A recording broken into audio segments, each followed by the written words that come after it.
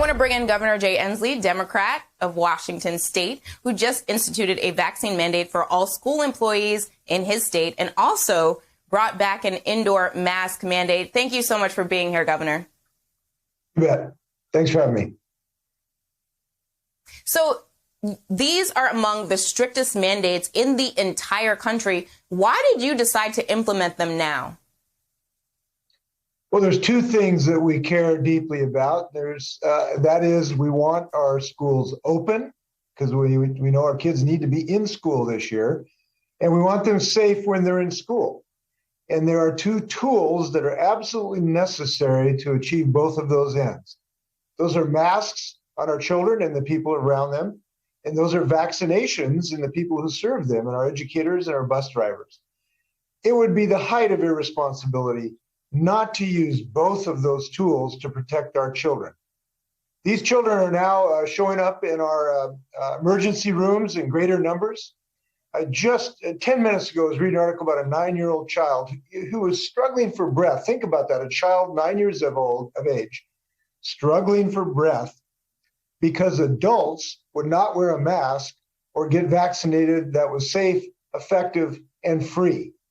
I cannot understand why people think that is fulfilling our responsibility to our children. So we have adopted common sense measures that will have masks that we know that work, and we know kids can deal with them. These kids are pretty resilient. They know how to get through this, and they've done it better than adults, actually. And also a vaccine requirement for our educators and our nurses and doctors and for our state employees. Because you know what? People say, well, this is just about my health. Well, that's just wrong. It's about everybody's health. These are contagious diseases. Sure, if you don't want to treat your cancer or your heart attack, that might be up to you. But it is not right in this country to not try to prevent a transmission of a contagious disease. George Washington, for goodness sakes, got his army vaccinated. So these are common sense measures. They might be the strictest, but I see Oregon has now joined us on these. California, New York have versions of this. I think you're going to see people join us, unfortunately, because of the terrible toll this has taken on our families. In terms of those bus drivers and nurses and teachers that work in schools, if they don't comply with the mandate to get vaccinated, are they going to lose their jobs? Unfortunately, yes. We don't want that to happen. Look, we love these teachers. We love bus drivers. We love custodians. The custodian's frequently the most loved person in the school, and they're pivotal in part of the educational team. So we want to keep everybody who's doing this great work. And there is no reason not to get these vaccines, except if you have some medical situation. There's also a religious exemption for actual sincere beliefs. But otherwise, there's no reason not to do it. And we don't think people are going to walk away from these careers when they have a chance to think about this. And the reason is the evidence is so compelling. It's compelling that we've had over 300 million doses safely, 165 million people. There is no reason not to get this vaccine. And frankly, once people have to make a decision of losing their career and a paycheck or having a simple, safe, effective vaccine, we think people are going to stay. We want them to stay. We want to continue educating our kids with these teams. It's very important to all of us.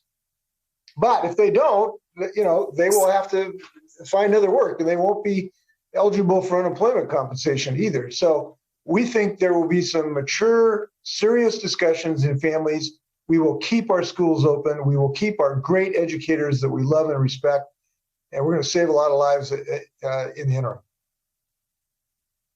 Well, we've had vaccine mandates forever in a variety of contexts. I remember my first week of college needing to get a meningitis vaccine. So this is nothing new. Right. In terms of the Republican governors who are on the other side of the spectrum from you in terms of their COVID response, they're going against the science. They're actually banning people from being able to even implement mask and vaccine mandates. You're leaning into the science to keep people safe. Why did you decide to lean into what the science says for us to do?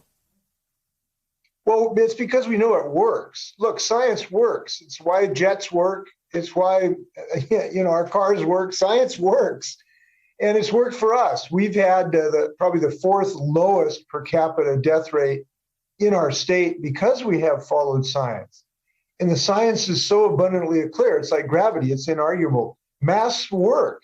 they cut the rate of transmission. This has been a very well-established fact. Now, it doesn't take an understanding of quantum physics to understand why. It blocks transmission because of this thin barrier, which allows us to do what we normally do. Look, the other part of this, we don't want to shut down our businesses. You know, when we started this, we shut down our whole economy and our schools. We do not want to go that route. Instead, we want to use these scientifically credible tools, one of which is masks. And on the vaccine front, there is hardly something that has been proven more safe, more effective, and now universally available than these vaccines. But unfortunately, people have heard a lot of misinformation on the internet.